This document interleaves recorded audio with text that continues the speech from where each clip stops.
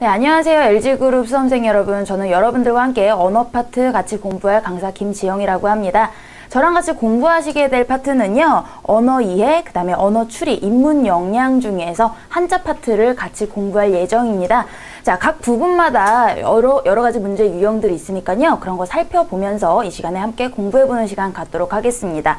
자, 먼저 언어 이해 파트입니다. 이 언어 이해 파트는요, 그 지문이 좀 긴 편이고요, 시간이 부족하실 수가 있기 때문에 그 지문별로, 문제별로 어떤 식으로 빠르게 풀어나갈 수 있는지 속독 능력과 문제 유형 알고 계시는 것이 필요할 것 같습니다. 자, 문제들은요, 뭐 맞춤법 문제나 빈칸 추론, 아니면은 문장의 단락, 전후 배열 문제가 있고요. 그 다음에 글의 서술 방식이나 구조를 파악하는 문제, 그 다음에 가장 큰 비율을 차지하는 게 글의 이해 부분입니다. 뭐 내용 일치나 아니면 유추 문제들이 여기에 해당이 되겠는데요. 각각 문제별로 풀이 방법 한번 같이 공부를 해보도록 하겠습니다. 자, 먼저 맞춤법과 관련된 문제 보도록 하겠습니다. 대표 예제가 있는데요. 다음은 머리가 나타내는 다양한 의미이다. 이를 같은 맥락으로 확장하여 다른 신체 부위를 지칭하는 단어에 적용했을 때 그 용례로 적절하지 않은 것은 이라고 했습니다. 자, 우리말에는 다의어, 동음이의어가 있기 때문에요. 각각의 뜻이 똑같이 쓰인 것들, 이런 거 좀 생각을 해보셔야 되겠습니다. 자, 그러니까 위에 나와 있는 보기는 머리라고 하는 이 단어에서 파생된, 다양한 의미로 파생된 부분들의 다의어가 되겠죠. 자, 그런 식으로 쓰인 게 적절하지 않은 거를 고르라는 얘기입니다. 자, 1번 보시면 기억과 연결이 돼 있어요. 자, 말 그대로 1차적인 신체에 관련된 그런 뜻이죠. 그녀가 멀리서 손을 흔들었다. 이거는 신체 부위를 이야기할 테고요. 자, 니은과 관련된 거 위치, 가장 위쪽을 뜻합니다. 자, 그럴 때 분단선이 한반도의 허리를 관통했다. 이거는 가운데를 뜻하는 위치와 관련된 거 맞는 얘기겠죠.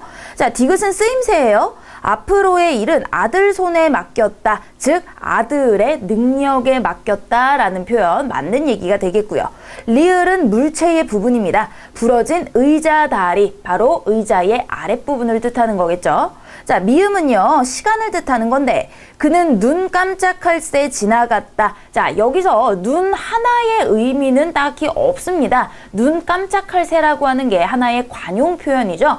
관용구는요, 따로 띄어서 생각을 할 수가 없습니다. 그 구절 자체의 의미이기 때문에요. 여기서 눈만 나타내서 그 사이라는 시간의 의미를 갖추기는 힘들어 보이죠. 자, 그래서 답 5번 체크하고 우리 실전 문제 한번 보도록 하겠습니다. 다음 글에 나온 규칙이 바르게 적용된 것을 기억부터 리을에서 고르라고 했습니다. 자, 위에를 쓱 봤더니 음절의 끝소리 규칙이에요. 우리 고등학교 때 했었던 거잖아요. 음절 끝소리, 즉 받침에는 7가지 그녀 다리만 모여, 이렇게 첫 글자만 따면은 이렇게 7가지만 올 수 있다는 것이다. 자, 그리고 그 아래에 여러 가지가 더 나왔는데요. 자, 세 번째 줄부터 다른 것들 보시면 겹받침인 경우에도 적용이 되는데 두 자음 중에 하나가 대표음으로 발음된다. 이거는 자음군 단순화의 이야기죠. 자, 또 받침 뒤에 모음으로 시작되는 조사나 어미, 접사, 즉 형식 형태 소들이 오면은, 즉 모음으로 오는 형식 형태 소들이 오게 되면은 연음에 따라서 받침이 그 이응 자리를 채워준다라는 뜻이고, 자, 우더른의 어른처럼 실질적인 뜻을 지닌 모음으로 된 말이 오면은, 자, 같은 모음으로 시작되는 단어이긴 하지만 실질적인 의미를 가지고 있는 실질 형태서가 오면은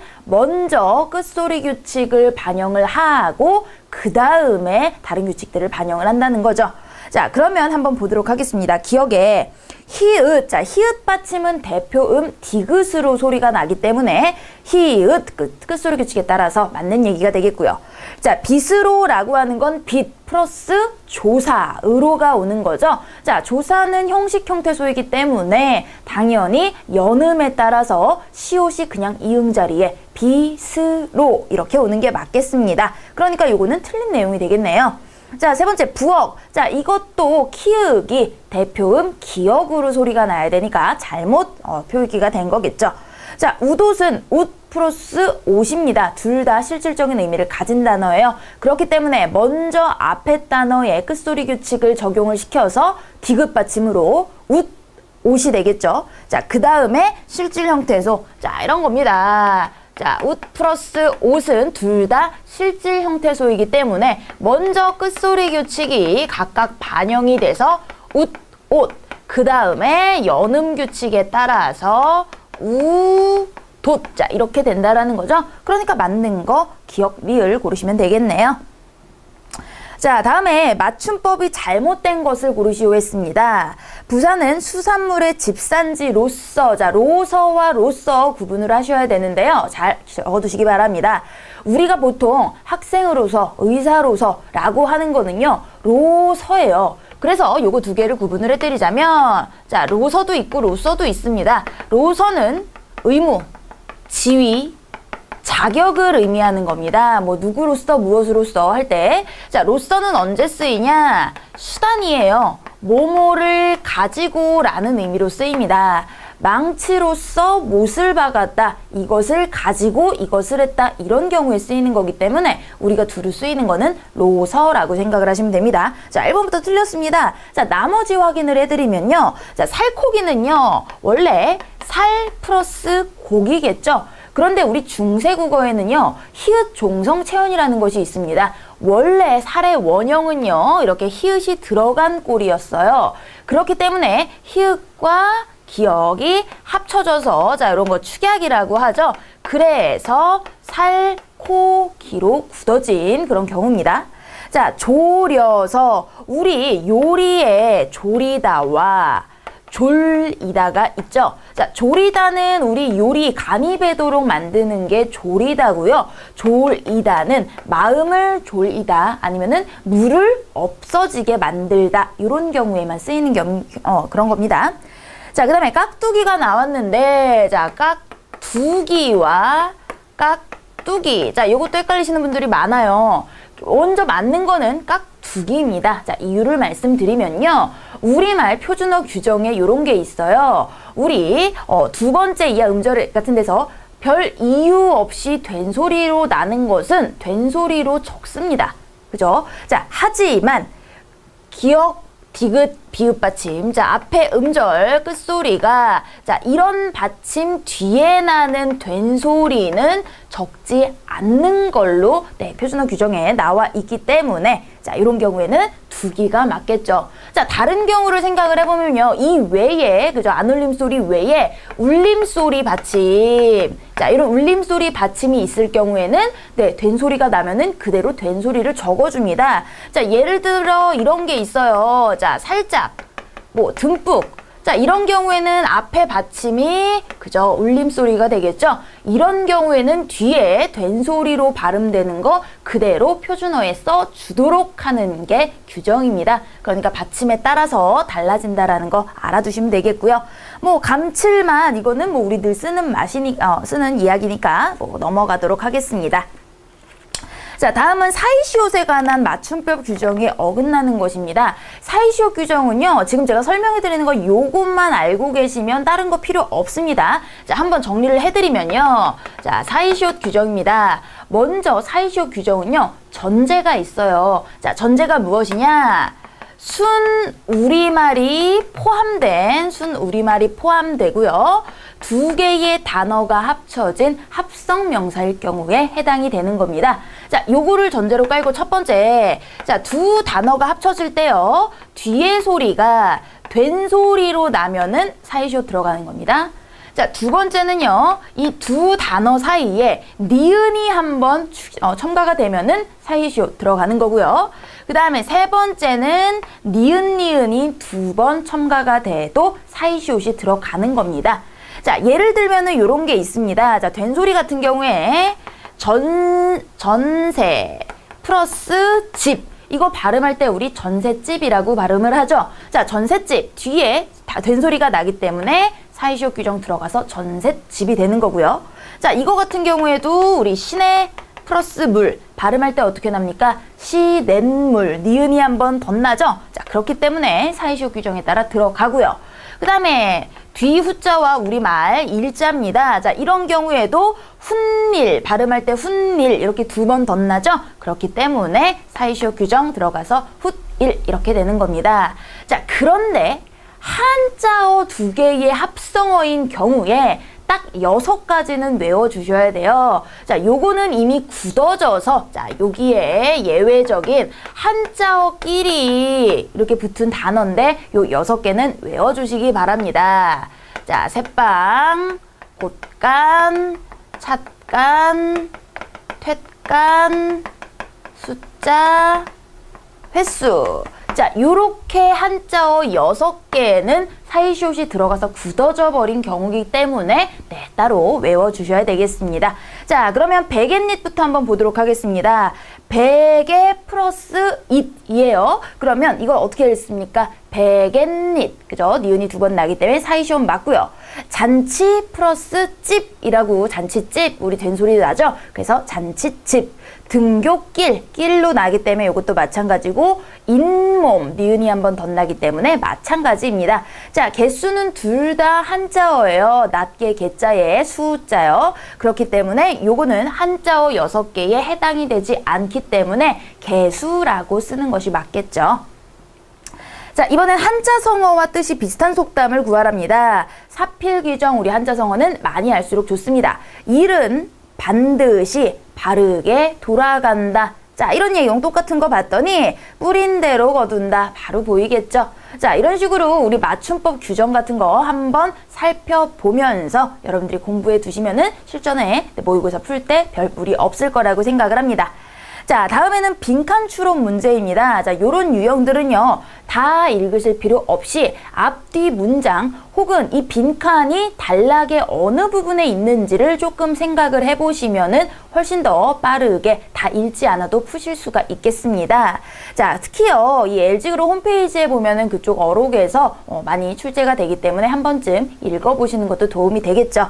자, 그럼 예제 문제를 한번 보도록 할게요. LG그룹 창업주 구인회 회장님 말씀 중 일부이다. 빈칸에 들어가기 적합한 한자성어를 고르시오. 자, 이 한자성어 간단한 문제입니다. 이제 문자 그대로 뭐뭐 해야 한다는 결의로 새로운 제품을 개발하고 경쟁력을 키워나가야 한다. 앞으로 세상은 생존 경쟁이 심각해질 거랍니다. 자, 그러니까 어떤 결의, 뭐 대단한 마음가짐을 가지고 이렇게 열심히 해나가는 것과 관련된 한자성어 골라보겠습니다. 자, 거한사위. 자, 여기 모르는 한자 있으시면요, 아는 한자를 가지고 조합을 해보세요. 자, 편안한 안이 있고요. 그죠? 위급할 위가 있죠? 즉, 편안함에 거해 있을 때 위급함을 생각해라 라는 거고요.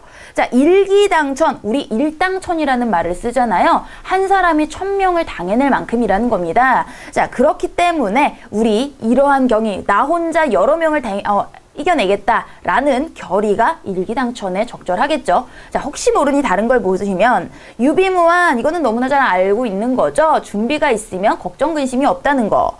불세지제, 자, 재주 제자입니다. 세상에 다시 나올 수 없을 만큼 큰 재주를 가진 뛰어난 인재를 뜻하는 거고요. 자, 아전인수, 내 밭에 끌 인자입니다. 물 끌어다 놓기. 그래서 나에게 유리한 쪽으로 해석하는 이런 것들이 아전인수 되겠죠? 네, 나머지는 다 관계가 없습니다. 자, 다음에는요, 빈칸 A, B에 들어갈 말을 고르시오입니다. 그러면은 이 문맥에서 해당되는 단어를 고르면 되겠습니다. A는 이 단락의 마지막에 있죠. 그러면은 앞 단락의 내용을 그대로 연결하는 내용일 테니까 한번 읽어보도록 할게요. 이 단락. 환자들이 오자 주술사는 일부 환자들에게 약초를 으깨서 바르거나 먹게 하였고 다른 일부 환자들에겐 주변 공기에 대고 주문을 외웠다.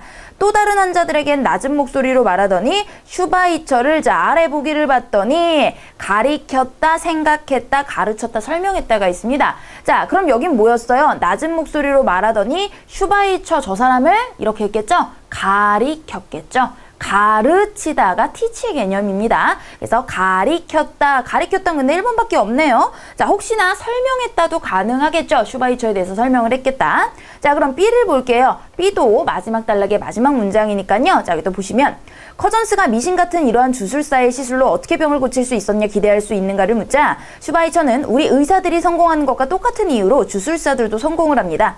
모든 환자는 몸 안에 자신만의 의사가 있습니다. 하지만 그들이 우리에게 오는 건 이 사실을 모르기 때문입니다. 우리가 해줄 수 있는 건 환자들이 내면에 있는 의사가 그 병을 치료할 수 있도록 뭐를 부여하는 거겠습니까? 시기를 부여하진 않잖아요. 그죠? 우리는 환자가 스스로 이겨낼 수 있는 그죠? 마음가짐, 동기를 부여하겠죠. 기회. 그래서 1번이 적절하겠네요. 자, 이번에는 3단락의 첫 번째에 가로가 있습니다. 보통 어떤 단락의 시작 부분에 가로가 있다라는 거는요, 딱 두 가지예요. 앞문장을 받아서 시작을 하거나, 이럴 경우엔 문장의 처음에 보통 접속사라든지 지시어가 등장을 하고요. 아니면은 새로운 문장으로 시작을 했다 하면은 그 단락의 핵심 내용을 이야기하고 뒤에 단락은 이거에 대한 구체적인 내용, 부연 설명이 이루어진다는 거죠. 자, 그러니까 이 변화된 사회에서 필요한 인재가 어떤 인재이냐 하는 겁니다. 앞부분에 이 사회라는 이야기를 받았으니까 사회에 대한 이야기가 나왔을 거예요. 자, 그러니까 우리가 필요한 거는 인재에 대한 이야기 뒷부분에서 찾아야 된다라는 거죠. 자, 그럼 뒷부분 읽어볼게요. 국가는 사회 분위기에 따라 초, 중, 고등학교 과정에서 스팀 교육을 도입하였다. 자, 이것은 과학기술, 공학, 예술, 수학의 약어로 개별 학문의 경계를 넘어 특정 주제나 교과 과정을 기준으로 이루어지는 교육 프로그램을 일컫는다. 자, 핵심은 뭐였어요? 여러 가지 경계를 넘어서 통합이 된 거죠. 자, 계속 이 부분 빨리빨리 읽어보시면은요, 이것저것을 모두 갖춘 인재라든지 마지막에 이 단락 마지막에 문이과 통합형 교육과정이라는 게 나옵니다. 그렇기 때문에 우리가 필요로 하는 거는 모든 게 통합된 이런 교육을 인재를 필요로 한다라는 거겠죠. 자, 같은 단어 어딨나 봤더니 3번에 융합형 인재 바로 보일 수 있겠습니다. 자, 이번에는 문장 배열에 대한 이야기입니다. 자, 요거는 하반기 2014년 하반기부터 출제가 되지는 않았지만 모든 회사들에서 다 꾸준히 출제되고 있는 문제이기 때문에 올해는 어떻게 될지 모르니까 한번 우리 풀어보도록 하겠습니다. 자, 이럴 경우에는요, 먼저 다 읽고 우리가 순서 배열을 하면서 시간을 보내는 것보다 다 읽지 않아도 우리가 빠른 시간 내에 끝낼 수 있는 이런 방법들을 좀 생각을 해봐야 되겠죠. 자, 먼저요, 우리 지문을 읽기 전에 보기 1, 2, 3, 4번에 있는 선달을 먼저 보세요. 그러면 그 중에 첫 번째로 올 수 있는 것들을 나름 뭐 2개, 3개 이렇게 해놨을 겁니다. 자, 그러니까 우리 1, 2, 3, 4 선다에서 먼저 첫 문장을 고르시면 되겠습니다. 자, 그런데 여기 하나 더, 첫 문장으로 올 수 없는 것들이 바로 지시어나 접속어입니다. 자, 왜 그러냐면 지시어나 접속어라고 하는 건 앞에 이야기를 받아서 진행을 해야 되는데 시작부터 아무것도 없이 앞에 이야기를 받을 수는 없어요. 자, 두 번째는요, 우리가 아까 무시했던 지시어나 접속어가 둘째 문장 이후부터는 너무나 중요해진다는 겁니다. 앞부분의 내용을 받았는지 아니면은 역적 반대 이야기를 하는지 열거를 하고 있는지 이런 관계를 보여주는 게 지시어나 접속어가 되겠죠. 자, 세 번째는요, 같은 단어나 어구는 묶어주시라는 겁니다. 왜 그러냐면 이야기에서 한 줄로 끝나는 얘기는 없어요. 내가 무언가를 이야기했다라면 먼저 개념을 설명을 하고 그거에 대한 부연 설명이라든지 다양한 예시를 보여줘야 되기 때문에 같은 단어는 서로 연결이 될 수밖에 없습니다. 자, 그 다음에 네 번째는 글의 구조를 아시면 선후 관계를 조금 이해하기 쉬울 텐데요. 자, 보통요, 우리 글은요, 일반적인 이야기에서 구체적인 이야기로 진행이 되고요. 자, 그 다음에 우리 어떤 문제 제기 같은 게 있을 때, 논설문이 많죠. 문제 제기가 있을 때는 결국 마지막에 해결 방안을 이야기하기 위함입니다.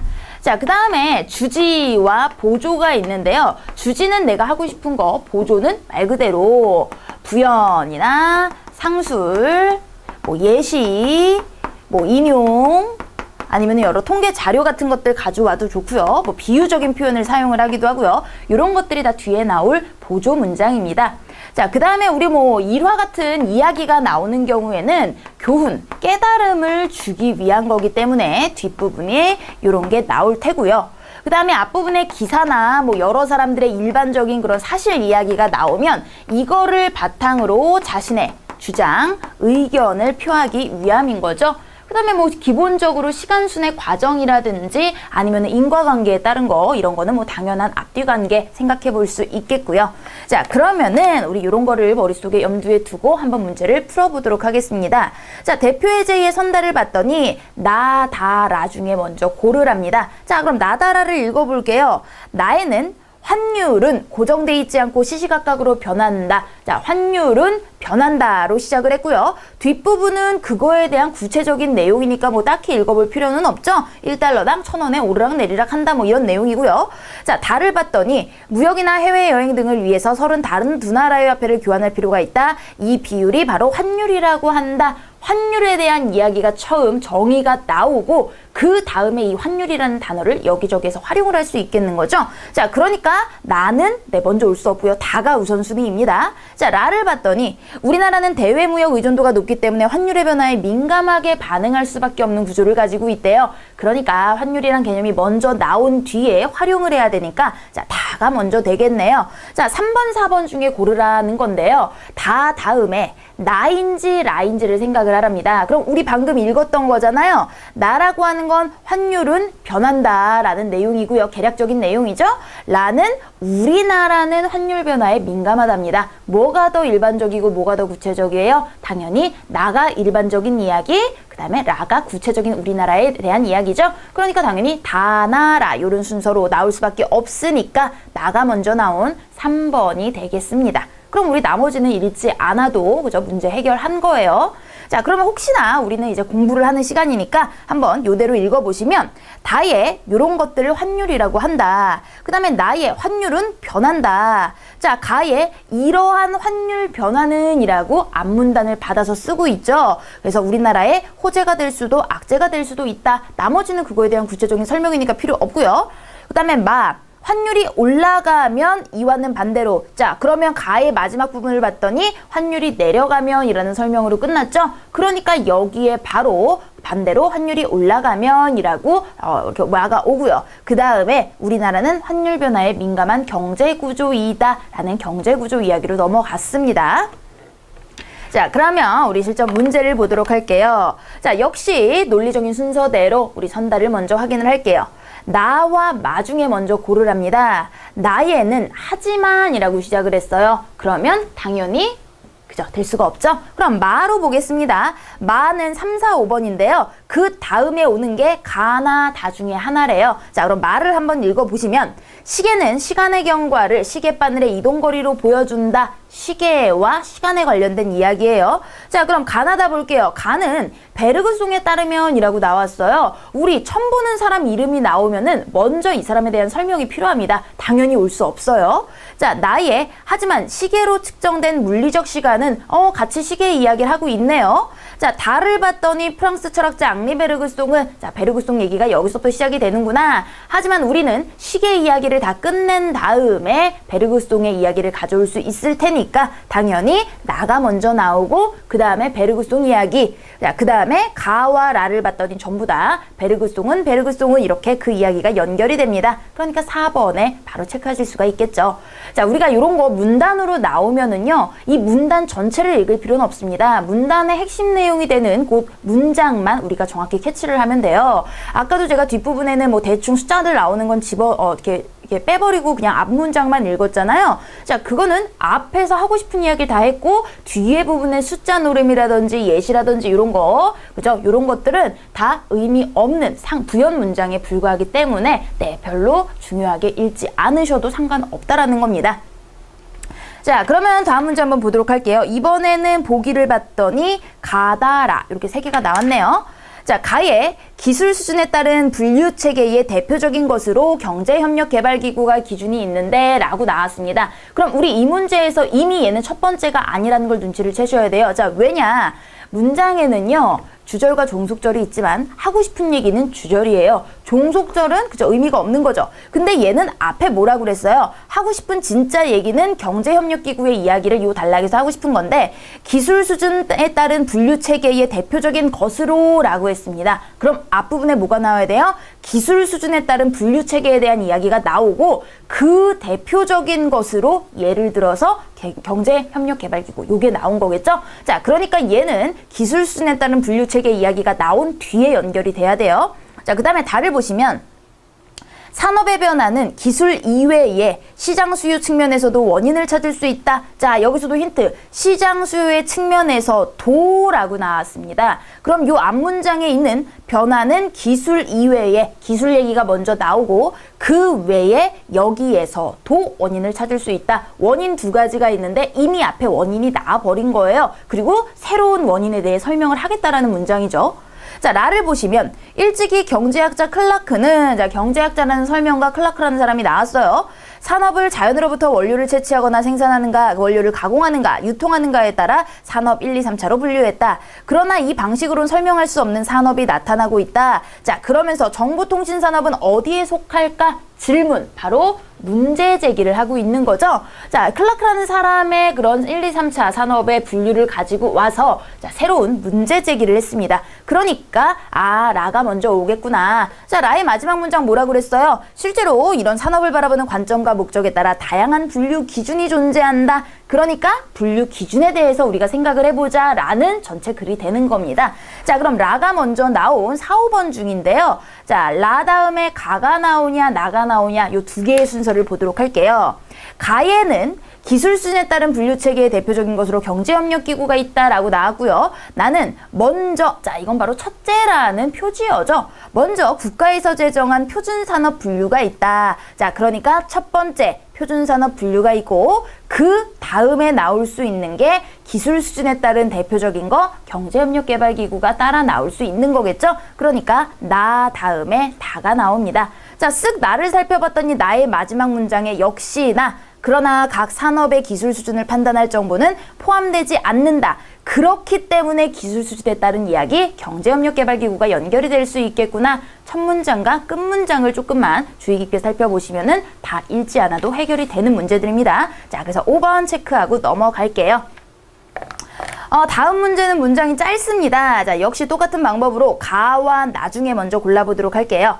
가는 통계청 발표에 따르면 쌀 자급률은 1985년 전후로 100%를 웃돌았고 2010년까지 단 한 번도 90%대로 떨어진 적이 없었다. 자, 통계청 발표 자료를 가지고 왔어요. 그죠? 이런 거는 근거로 내세우는 겁니다. 자, 그렇기 때문에 먼저 오기는 애매하고요. 자, 나를 봤더니 정부가 내년부터 논의 다른 작물 재배를 유도하는 논소득 기반 다양한 사업 규모를 축소하거나 폐지하겠다고 밝혔다. 자, 밝혔다 이거는 뭐예요? 기사. 사실에 해당이 되는 거죠. 그러니까 먼저 올 수밖에 없는 겁니다. 자, 나가 먼저 왔어요. 그랬더니 3, 4, 5번에 전부 다 나 다음이 바래요. 그럼 바를 읽어주고 그 다음에 오는 것이 가인지 라인지를 생각을 해봐야 되겠죠. 자, 바 읽겠습니다.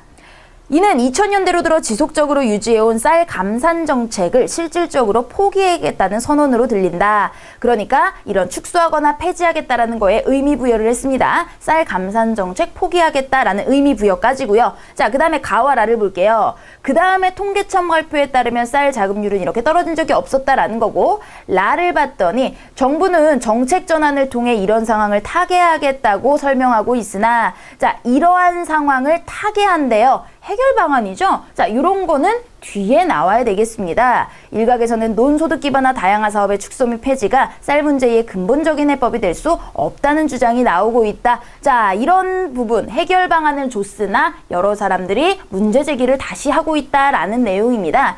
자, 그 다음에 올 수 있는 거를 살펴봤더니 자, 가밖에 없네요. 그죠? 가가 먼저 올 수밖에 없으니까 가 다음에 다 봤더니 그러나 지속적으로 벼 재배 면적을 줄여온 데다 태풍 등 이상기후로 쌀 자급률이 급락하면서 작년 쌀 자급률이 처음 83%까지 하락하였고, 자, 그러니까 가와 다는 전부 다 쌀 자급률의 하락 이야기이기 때문에 연결이 될 수밖에 없는 거겠죠.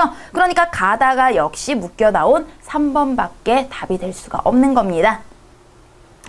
자, 이번에는 네 번째 글의 서술 방식과 구조를 파악하는 문제입니다. 글의 서술 방식을 파악하기 위해서는요, 문단에 대한 전체적인 흐름, 짜임을 머릿속에 두는 겁니다. 자, 그러면 한번 문제를 보면서 보도록 하겠습니다. 먼저 가와 나에 대한 설명으로 옳지 않은 것을 고르시오 라고 했습니다.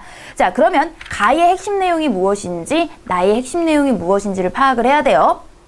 언어는 그것을 사용하는 언중의 역사와 생활을 반영한다. 그러기에 언어를 문화의 색인이라고까지 말한다. 한 민족은 그 민족 나름의 역사와 문화를 가지고 있으며 여러 가지 사고방식도 지니고 이게 그대로 언어에 반영되는데, 자, 계속 똑같은 얘기 첫 번째 줄의 핵심입니다. 언어는 언중들의 생활과 역사 이런 걸 반영하고요. 자, 마지막 문장에 국어의 어휘상의 특질을 몇 가지로 살펴보면 다음과 같다. 그럼 이 글은 뭐에 대한 거예요? 국어의 어휘상의 특질입니다. 자, 다행히 첫째, 둘째, 셋째 그러면 우리는 병렬식으로 첫 문장만 읽어주면 끝이죠.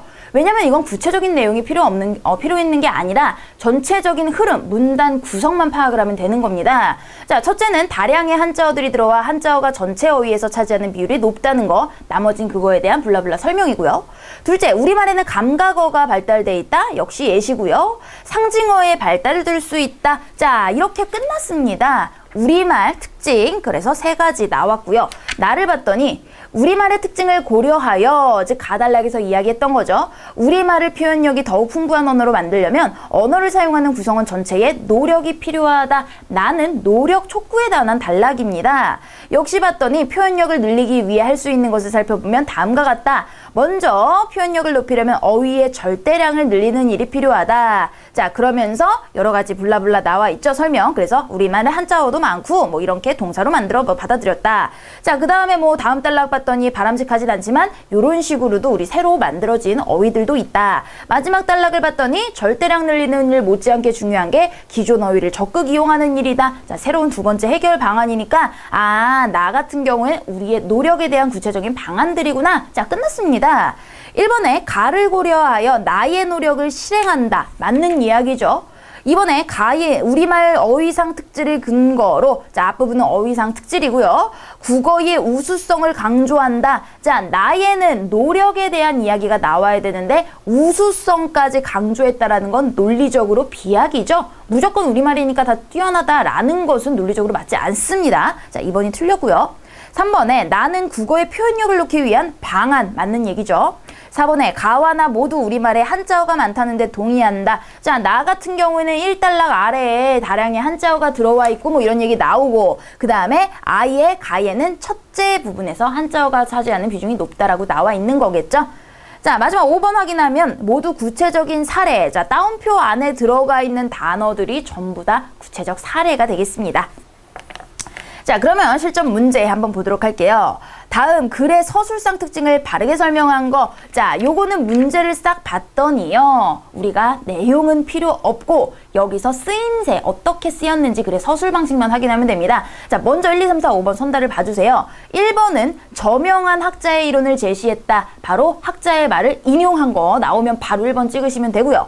2번은 장단점 비교 분석. 3번은 비교, 그 다음에 4번은 일예, 예시죠. 5번째는 문제점에 대한 해결책, 그죠? 문제와 해결책. 자, 뭐가 나왔나 한번 보도록 하겠습니다. 고객은 제품의 품질에 대한 나름의 욕구를 가지고 있다. 카노는 품질에 대한 고객의 욕구와 만족도를 설명하는 모형을 개발하였다. 카노는 일반적으로 고객이 3가지 욕구를 가지고 있다고 했는데 그것을 기본적 욕구, 정상적 욕구, 감동적 욕구로 나누었네요. 자, 이 나누는 거는 분류라고 하는데 우리 보기에 분류가 나와 있지는 않죠. 자, 그리고 또 하나, 카노라는 모르는 사람이 나왔다고 이 사람의 이론을 제시해서 주장에 힘을 싣고 있다는 아직 알 수 없습니다. 왜냐하면 얘의 주장은 아직 안 나왔잖아요. 우선 1단락을 봤을 때는 설명문의 형식입니다.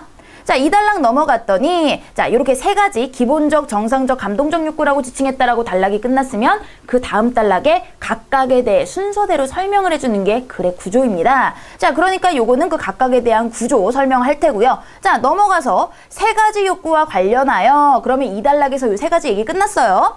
고객이 식당에 가는 상황을 생각해보자. 자, 어떤 상황을 가정해서 예로 들었습니다. 바로 예시가 나온 4번 바로 고를 수가 있겠죠. 자, 먼저 확실한 게 나왔으니까 뒷부분에는 딱히 볼 필요도 없는 겁니다. 내용이 중요한 문제가 아니라고 했어요.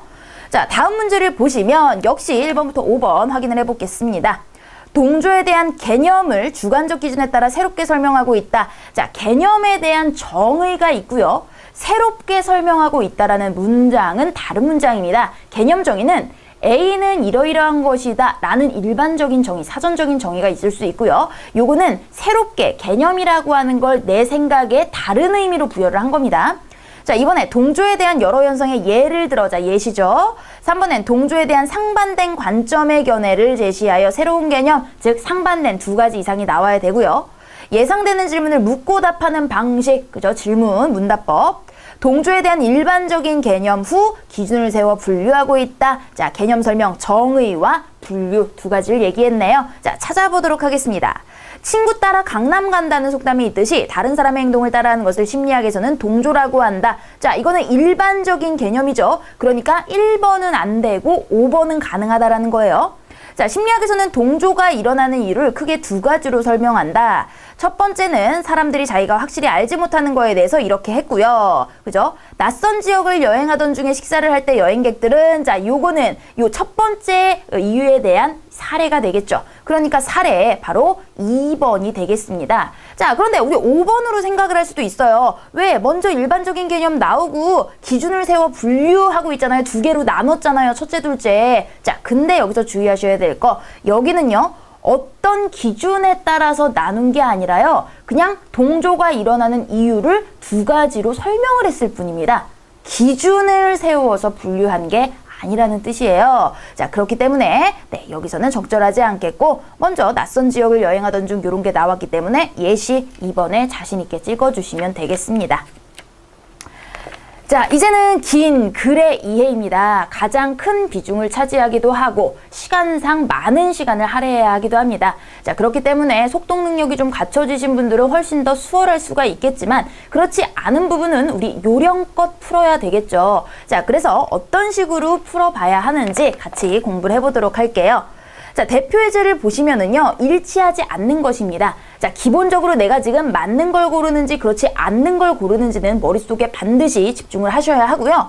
이거를 다 읽고 1, 2, 3, 4를 다시 올라가서 찾으면 우리는 한 번 읽고 다시 읽어야 되는 불편함이 생겨요. 자, 그렇기 때문에 1번부터 5번의 선다에서 키워드를 체크를 해주세요. 동그라미를 치시든지 밑줄을 치시든지. 자, 키워드 5개 정도 외우는 건 어렵지 않아요. 또 우리가 이걸 바로 읽고 읽는 거기 때문에 아, 이거 여기서 나왔는데 키워드만 바로바로 똑같은 단어가 나오면 바로 문장 비교해서 넘어갈 수 있고요. 기분 좋게 뭐 앞부분에서 맞는 거 혹시 맞지 않는 게 찾았다라고 하면은 그냥 다음 문제로 자신 있게 넘어갈 수도 있는 거겠죠? 자, 그러면 우리 1번부터 5번까지 키워드 체크를 하고 한번 읽어보도록 할게요. 1번에 스마트 그리드를 이용하면 양방향 실시간으로 전력 생산 및 소비 정보를 교환할 수 있다. 자, 여기서 핵심은 뭐겠어요? 양방향 실시간이겠죠. 자, 스마트 그리드라고 하는 건 이 전체 내용의 소재일 테니까요. 자, 양방향 실시간 체크해 두시고 두 번째, 전력 수요 증가는 전력을 이동시키는 설비의 효율을 높임으로써 일정 부분 대처가 가능하다. 자, 이거는 설비 효율을 높임으로 대체. 그죠? 설비 효율과 대처. 자, 스마트 그리드를 활용하면 개별 제품의 전력 소비를 자동 통제, 그 다음에 관리, 뭐 이 정도가 있겠네요.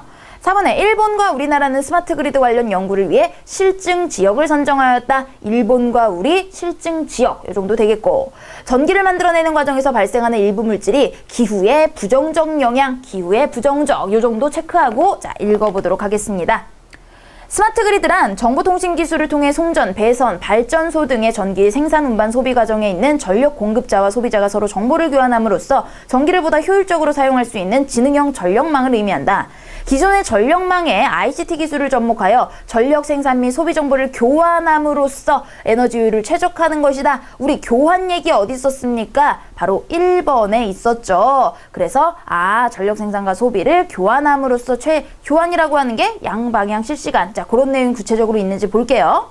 전력망은 전력을 생산하는 발전 설비, 이동시키는 송배선 설비, 전력을 소비하는 수용가로 구성되어 있다. 기존에는 증가하는 전력 수요에 대처하기 위해 발전소를 늘리거나 배선 설비를 효율화하는 것에 집중적으로 투자가 이루어졌다. 자, 이거는 무슨 얘기입니까? 설비 이야기, 설비 효율화 이야기 2번에 있었어요. 그러니까 전력을 이동시키는 설비 효율을 높임으로써 대처가 가능하다. 기존에 어떻게 했어요? 기존에는 대처하기 위해서 발전소를 늘리거나 송배선 설비 효율을 하는 것에 집중적으로 투자가 이루어졌다. 요거 가능하다라는 거죠. 기존엔 이렇게 이루어졌다는 겁니다. 2번 나왔고요.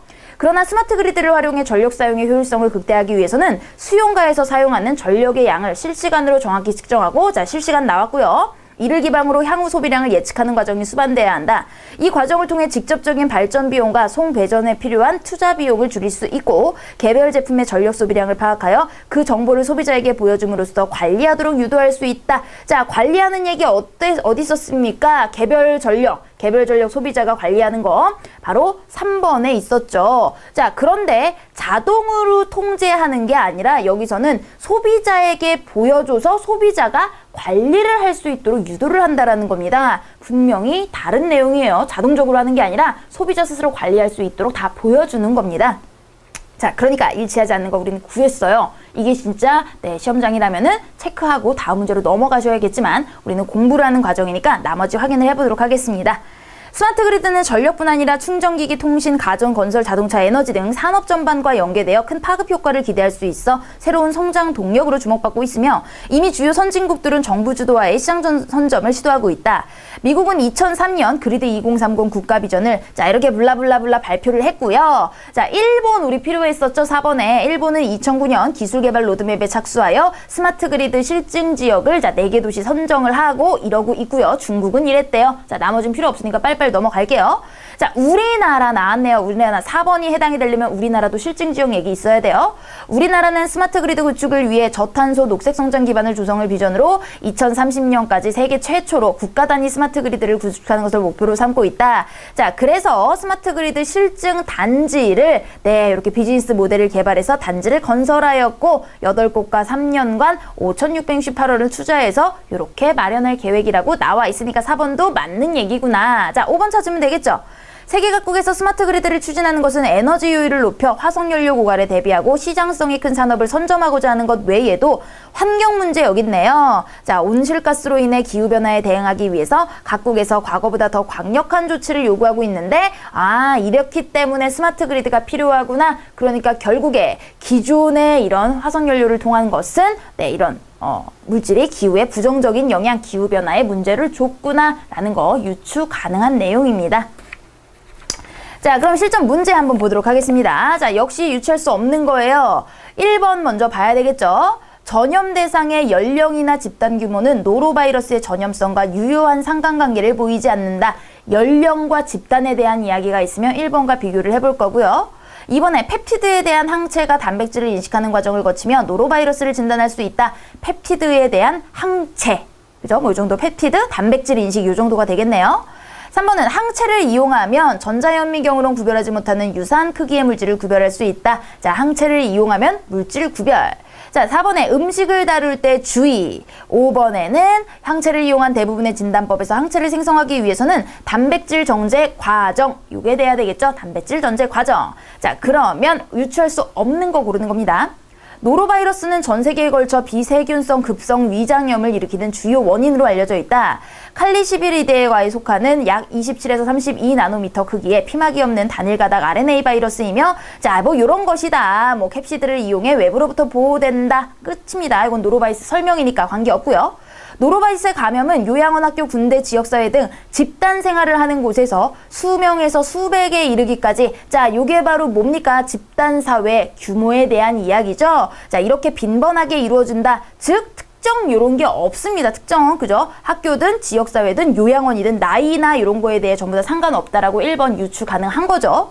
자, 주로 분변, 구강, 구토에 의한 비말을 통해 전파되는데 수산물을 익히지 않고 먹은 경우, 손이 오염된 조리자가 조리한 음식을 먹은 경우 자, 음식 다룰 때 그러니까 주의해야 된다. 4번도 유추 가능하죠. 자, 분비물이 묻은 손으로 음식을 먹은 경우 이렇게 된다. 자, 3단락 보시면 노로바이러스 잠복기는 24에서 48시간으로 증상은 개인에 따라 다를 수 있으나 이런 것들이 나타나고요. 중년층에는 심각한 수준의 위험을 유발하거나 쇠약한 노인을 사망에까지 이른다 하지만 대부분의 증상은 가볍다. 자, 노로바이러스에 대한 항체가 가진 사람은 찾기 힘든 것이 아니지만 항체가 면역학적으로 저항성을 나타내지 않는 것으로 알려져 있다. 자, 유전자 종류도 다양하고 면역학적 저항성이 바이러스 유전자형에 따르기 때문에 완전하지도 항구적이도 않은 면역력을 갖게 됩니다. 자, 여긴 지금 관계된 거 없어요.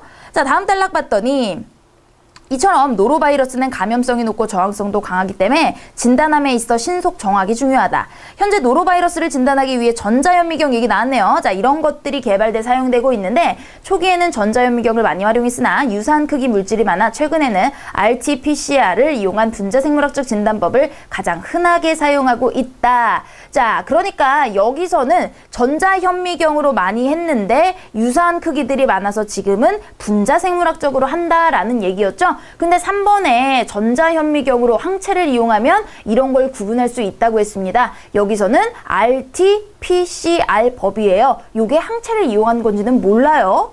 자, 항체를 이용한 방법은 빠르고 상대적으로 적은 시간에 많은 양의 표본을 분석할 수 있는 장점이 존재하지만 분자 생물학 쪽보다 민감도와 정확도가 낮은 것으로 나타나고 있다. 자, 요거는 항체를 이용한 방법이죠. 방법은 좋은 점은 빠르지만 안 좋은 점은 민감도와 정확도가 낮다. 자, 역시 전자현미경으로 구별하지 못하는 걸 구별할 수 있다라는 장점은 나오지 않았습니다. 자, 그러니까 대충 3번이 눈치를 챘을 것 같고요. 3번이라고. 자, 나머지 확인을 해보자면 그중 펩티드를 이용한 항체, 자, 이거 2번에 관한 거죠? 작은 크기의 펩티드를 링커를 이용하여 수송인자 운반 단백질에 붙여서, 자, 그래서 펩티드와 단백질 요 과정 2번 나온 얘기고요. 이 방법은 아미노산 서열만을 알고 있을 때나 단백질 정제가 어려울 때도 사용할 수 있지만, 자, 단백질 정제 이야기 뭡니까? 5번에 바로 이렇게 진단법에서 단백질 전제하는 게 필요하다. 그럴 때도 있지만 펩티드와 단백질 간의 구조적 차이로 인해서 단백질을 인식하지 못하는 경우가 발생할 수 있다는 단점이 있다. 자, 단점으로 단백질 인식을 못한다가 나왔으니까 단백질 인식은 다 필요한 거구나 유추 가능하겠죠? 그러니까 3번만 다른 내용들을 2개 묶어가지고 표현했을 뿐더러 여기서는 유사한 크기의 물질을 구별할 수 있다는 내용은 등장하지 않았습니다. 자, 이번엔 기억의 사례로 가장 적절한 겁니다. 자, 그렇게 기억, 니은, 디귿 이런 게 나오면요. 거기만 보셔도 상관없어요. 기억을 봤더니 감정이 왜곡되는 거예요. 자, 감정의 왜곡이 무엇이냐? 바로 그 문장 읽어보면 되겠죠. 감정노동은 노동의 한 형태일 뿐이지만 사회적으로 주목할 필요가 있는 것은 노동자들이 인간으로서 갖고 있는 본연의 감정이 조직의 목적을 위해 타인에 의해 반강제적으로 통제됨으로써 이것으로서 감정이 왜곡되는 겁니다. 즉, 자기 실제 감정과 표현하는 감정이 달라지는 거죠. 자, 요 예를 찾아야 돼요. 자, 뭐가 있겠습니까? 1번에 전화 3다운 A는 불량 상품에 불만을 토로하는 고객을 진정시킨 뒤 보상해 주었다. 이건 얘 할 일을 한 거죠.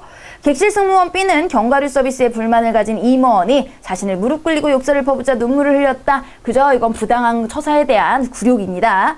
자, 3번에 개그맨 C는 친한 친구 부고에 충격을 받았지만 평소처럼 웃으며 녹화에 참여하였다. 실제 나의 감정과 다른 감정을 표현을 해야 된다는 거죠. 이게 바로 감정의 왜곡의 가장 적절한 사례가 되겠습니다. 자, 그 다음에 4번과 5번은 갈등이 심해져서 우울증을 겪었다는 거. 5번 역시 이거는 신체의 통증이니까 감정노동과는 적절하지 않겠고요. 자, 다음은 주제 얘기입니다. 주제는 전체적인 이야기를 가장 크게 아우를 수 있는 핵심 내용을 고르시면 되기 때문에요. 이것도 내용일치 문제처럼 꼼꼼하게 읽으실 필요는 없을 것 같습니다. 자, 그럼 한번 읽어볼게요. 일상용품인 섬유유연제부터 첨단기기인 스마트폰에 이르기까지 고객이 생산에 관여한 상품이 시장에서 인기를 끄는 사례가 늘며 최근 기업의 프로슈머를 적극적으로 발굴하여 이들을 제품 생산에 참여시키고 있다. 자, 글의 소재는 프로슈머에 관한 겁니다. 프로슈머는 요거와 요거의 합성어로 이런 참여형 소비자를 의미한다. 이는 기업이 생산해 시장에서 판매하는 물건을 선택하기만 하는 수동적인 것이 아니라 능동적 소비자, 오히려 건의하고 기여하는 새로운 유형의 소비자이다. 프로슈머에 대한 설명이었어요. 자, 두 번째 LG생활건강의 섬유유연제 샤프란 꽃담초는, 자, 이거는 그 예시가 되겠죠? 프로슈머가 활약한 예시. 넘어갈게요. 예시는 중치 않습니다. 자, 다음엔 하우시스의 자연의 스페셜 역시 프로슈머 그룹의 핵심 내용이고요. 다음에 자, 스마트폰 G5 역시 프로슈머와 관련된 이야기 예시로 쭉쭉쭉 나온 겁니다. 그러면 바로 넘어가요. 예시는 중요한 게 아니에요.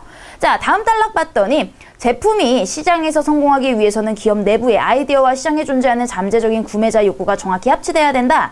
소품종 대량 생산에서 다품종 소량 생산 중심으로 제품 생산 방식이 변화하면서 기업이 소비자 욕구를 정확히 파악하는 것은 더욱 어려워지고 제조사 자체만의 능력으로 그에 맞는 새로운 기능과 디자인을 계속해 만들어내는 방식은 점차 한계를 맺고 있다. 이에 따라 프로슈머는 단순한 홍보 아이디어를 찾기 위한 수단을 넘어 기업이 생존하기 위한 필수 전략으로 자리 잡아가고 있다. 결국 1단락과 마지막 단락을 연결하면 끝이죠. 프로슈머는 이런 것이다. 얘네가 훨씬 중요해지고 있다. 자, 그런 내용 어디 있습니까? 바로 5번에 기업이 성장하기 위한 중요한 전략으로 이렇게 자리 잡아가고 있다. 활용이 되고 있다. 5번이 되겠습니다.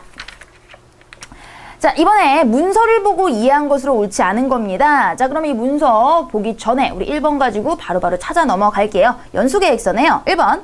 제시된 문서는 특정 직무 관련 직원을 대상으로 한 연수계획을 기재한 것이다. 자, 연수계획은 제목에 있었으니까 특정 직무 관련 한번 직무연수 이죠. 2번에 직무연수기라고 위에 나와 있고요. 연수 대상도 홍보팀과 마케팅팀입니다. 즉 특정 직무와 관련된 연수라는 거 알 수 있겠고요. 자, 이번에 연수 이수 시간과 실제로 이루어지는 교육 시간엔 차이가 있다. 자, 이수 시간 어디 있는지 봤더니 자, 5번에 기간이 3일부터 5일까지 교육 시간은 1, 2일차는 각 7시간, 14시간에 3일차에는 5시간, 총 19시간이네요. 그런데 6번 연수 이수 시간은 16시간이라고 그랬습니다. 그러니까 차이가 있다라는 거죠. 자, 3번에 연수는 서울특별시 관악구에 있는 연수원에서 3일. 자, 기간은 화수목 3일 됐고요. 7번이 연수 위치, 서울특별시 관악구에 소재된 연수실입니다. 자, 4번에 연수는 실제 사례를 바탕으로 마케팅 이론을 학습하는 것을 목표로 한다. 자, 연수 목적이나 뭐 이런 걸 봤더니 자, 전문성 향상하는 과정인데요. 연수 목적을 한번 보세요. 급변하고 있는 업계 마케팅 동향 파악 및 중요성 인식. 두 번째는 전략을 수립하기 위한 회의 모형 적용. 그 다음에 세 번째는 최신 마케팅 사례 학습. 자, 사례 학습까지 나왔고요. 그 다음에 뭐 운영 방침도 봤더니 이론과 사례를 통해 최신 마케팅 전략을 이해하도록 한다. 그 다음에 다양한 회의 모형을 통해서 현장에 적용이 용이하도록 한다. 자, 얼핏 보면 맞아 보이지만 내용은 정말 다릅니다. 자, 뭐라 그랬어요? 이론과 사례를 통해서 최신 마케팅 전략을 이해하는 거예요. 그런데 4번은 실제 사례를 바탕으로까지는 맞지만 마케팅 이론을 학습하는 것이라고 이야기했습니다. 자, 이론 학습이 아니라 최신 전략을 이해해서 활용, 적용을 하는 거죠. 자, 5번 같은 경우엔 2개 팀을 대상으로 하며 참여자는 총 8명이다. 자, 요거는 4번에 홍보팀과 마케팅 2팀을 가지고 팀별 4명이니까 8명 맞는 얘기가 되겠죠. 그래서 비슷한 얘기도 정확하지 않으면 틀린 게 되는 겁니다. 자, 이번에 기억현상이 발생한 이유를 추론한 것으로 고르시옵니다. 기억현상이 뭐냐? 공기의 부피가 6분의 1가량 줄어 있었대요. 자, 그럼 요 실험이 무슨 실험인지 한번 보도록 하겠습니다. 요 단락만이요.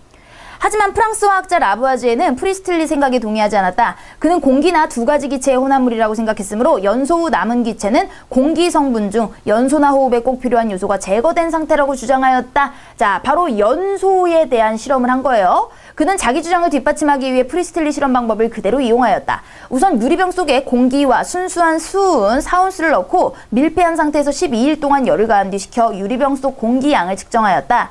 그 결과 공기의 부피는 6분의 1가량 줄어들었고, 자, 그러니까 이 공기의 부피, 우리는 과학적인 기본 상식 알고 있잖아요. 왜 공기가 줄었어요? 바로 연소되면서 그죠? 필요로 하는, 연소에 필요로 한 산소가 바로 줄어든 거 우리는 기본적으로 알고 있는 거죠.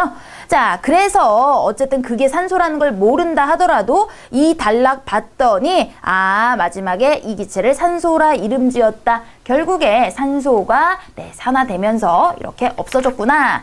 자, 그러면 그 내용 어디 있습니까? 3번에 고온에서 수은이 산소와 반응하면서 즉 연소에 사용이 되고 산소가 소모되었기 때문에 밀폐된 곳에서 산소가 소모된 만큼 부피는 줄어들 수밖에 없는 거겠죠. 자, 이번에는 6, 7번 본문 내용과 일치하지 않는 거 고르라는 겁니다. 역시 키워드 살펴보도록 하겠습니다. 1번에 파놉티콘의 개념이 군주적 감시 성격으로 변화되며 자발적 감시까지 포함하여 함께 이루어져 있다. 자, 군주적 감시로 변화됐대요. 자, 이번에 기업이 쿠폰을 제공하는 건 군주적 시점이다. 그죠? 쿠폰 제공, 군주적 시점. CCTV에 찍히는 사람들. 네 번째는 파놉티콘에 수감된 죄수가 자기 자신을 감시하게 되는 것은 간수와의 시선의 비대칭을 띠고 있기 때문에 시선의 비대칭. 5번에 파놉티콘의 개념은 시대 변화에 따라 사회의 권력 구조를 반영하여 변화되었다. 자, 개념이 변화되었다. 자, 요 정도 체크를 하고 읽어보도록 할게요. 파놉티콘은 영국의 공리주의 철학자 사회개혁가인 제레미 벤담이 고안한 이중의 원형 건물로 된 감옥을 말한다. 중앙에는 소수의 감시자가 머무는 원형의 감시탑이 있고 이를 둘러싼 원형으로 닫힌 건물엔 내부가 훤히 들여다보이는 문으로 만들어진 개별 수용실이 있다. 정교하게 고안된 조명과 목재 블라인드를 이용해 중앙의 감시탑은 어둡게, 죄수방은 밝게 하여 감시탑에서는 수용실의 안팎을 단번에 파악할 수 있지만 수감자들은 감시자가 있는지 없는지, 하고 있는지, 어디를 감시하고 있는지 알 수가 없게 이렇게 된 이중 감옥을 파놉티콘이라고 합니다. 파노티콘의 핵심 체계를 할 수 있는 이러한 시선의 비대칭은 자, 시선의 비대칭 4번에 있었죠. 죄수 스스로 감시의 시선을 내면화하게끔 유도한다. 보이지 않는 권력자에 의해 감시되고 있다는 생각 자체가 지속적인 통제를 가능하게 해주는데 감시하는지 안 하는지 모르기 때문에 항상 감시당하고 있다고 생각하게 되므로 감시자의 제실 여부와 관계없이 간수의 시선은 죄수에게 체화되고 죄수는 모든 규칙을 자발적으로 지키며 자기 자신을 지속해 감시하게 된다. 자, 이렇게 자발적 감시를 지속적으로 하게 된다. 1번에 자발적 감시 이야기가 나왔는데요. 이거는 군주적 감시로 변화되면서 얘기는 안 나왔어요. 그죠? 자발적 감시, 파노티콘의 개념은 자발적 감시를 포함한다까지는 맞습니다. 하지만 군주적 감시의 성격으로 변화됐는지는 아직 미정이에요. 자, 그래서 다음 단락 봤더니 벤담이 파노티콘을 제안했던 18세기 말은 전 근대의 스펙터클 사회에서 근대적 규율 사회로 바뀌고 있던 시기였다. 스펙터클 사회가 모든 사람이 한 명의 권력자를 우러르는 시선으로 군주적 시점, 권력을 상징하였다면 규율 사회는 반대로 한 명의 권력자가 모든 사람을 감시하는 이런 체제로 규율적 시점, 권력을 구현한 감시사회로 본다. 자, 그러니까 스펙터클 사회가 군주적 시점이고요. 자, 그래서 여기에서 근대적으로 바뀌어가는 요 사회였으니까 규율적, 그렇죠? 한 명의 권력자가 모든 사람을 감시하는 시선으로 이렇게 감시한 사회로 본다. 변화하고 있는 겁니다.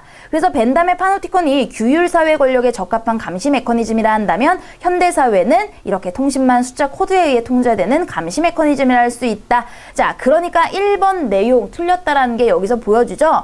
군주적 감시 성격으로 변화되면서 자발적 감시를 포함된 게 아니라 파노티콘에는 이미 자발적 감시라고 하는 개념이 내재돼 있었고요. 그래서 요 18세기 말에 사회가 스펙터클 사회에서 근대적 규율 사회로 바뀌고 있던 사회였다. 사회 설명을 했을 뿐입니다. 자, 그렇기 때문에 1번 틀렸고요. 자, 나머지 어디 있는지 확인해 봤더니 자, 5번에 시대 변화에 따라 바뀌었다가 바로 요 단락 3단락에 해당이 될 수 있겠고요.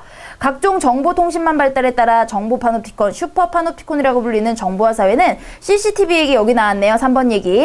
GPS, 인터넷 등을 통해 수집된 각각의 개인정보가 파노티콘에서 시선을 대체하는 통제수단으로 활용된다. 그래서 3번의 내용 여기서 확인할 수 있고요. 자, 2번 내용은 요 단락 마지막 문장 보시면은요. 이러한 환경에서 소비자에 대한 정보 수집은 분산적 군주 권력의 성격을 띠면서 기업의 성패를 좌우하는 이런 접점이 되었다. 그러면서 쿠폰을 주는 얘기가 다음 단락에 연결돼 나옵니다. 쿠폰이나 사은품 증정 이런 것들이 그 예시다. 바로 앞부분 마지막에서 읽었던 소비자에 대한 정보 수집, 분산적 군주 권력의 성격을 띠는 그런 예를 든 거기 때문에 2번 얘기도 여기서 확인 가능하겠습니다. 자, 마지막 문제도 우리 1번부터 5번 키워드 살펴보도록 할게요.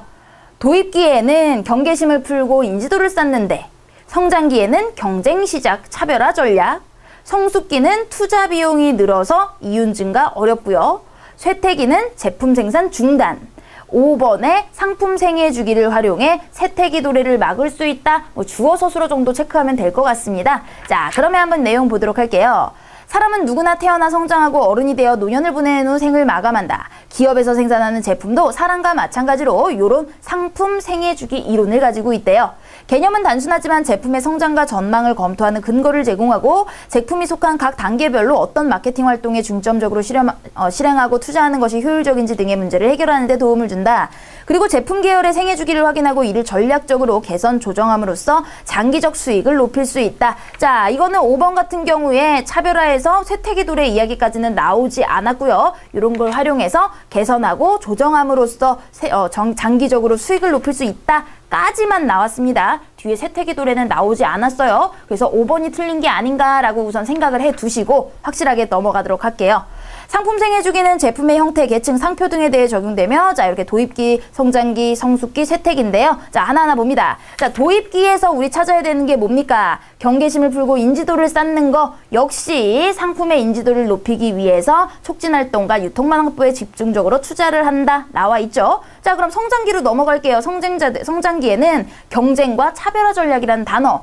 역시 성장기 단락에 네 번째 경쟁자들이 뛰어들고 차별화하려는 시도가 모색되면 나오니까 넘어가고요. 자, 성숙기 투자 비용과 이윤 증가가 어렵다라는 얘기. 바로 공급이 과잉되고 경쟁이 심화돼서 촉진에 쓰이는 비용이 계속해 커지면서 이윤은 감소하고 요게 바로 투자 비용은 늘지만 이윤은 감소한다라는 얘기죠. 자, 그 다음에 쇠퇴기 단락을 보시면 마지막 단계인 쇠퇴기에는 수요가 감소함으로 따라 매출액도 감소하고, 자, 그러면서 생산을 중단, 폐기하는 방법, 시장의 범위를 축소하는 방법, 요런 방법들이 등장을 합니다. 요거 4번에 해당이 되는 거죠. 자, 끝까지 쇠퇴기의 도래를 막을 수 있다는 얘기는 없습니다. 그렇기 때문에 네, 우선 우리 1단락에서 5번은 틀렸다라고 확인이 가능하겠습니다. 자, 이렇게 이번 시간에는요, 우리 이렇게 언어 부분 확인을 했고요. 다음 시간에 연결해서 추리 부분과 한자 부분 공부를 해보도록 하겠습니다.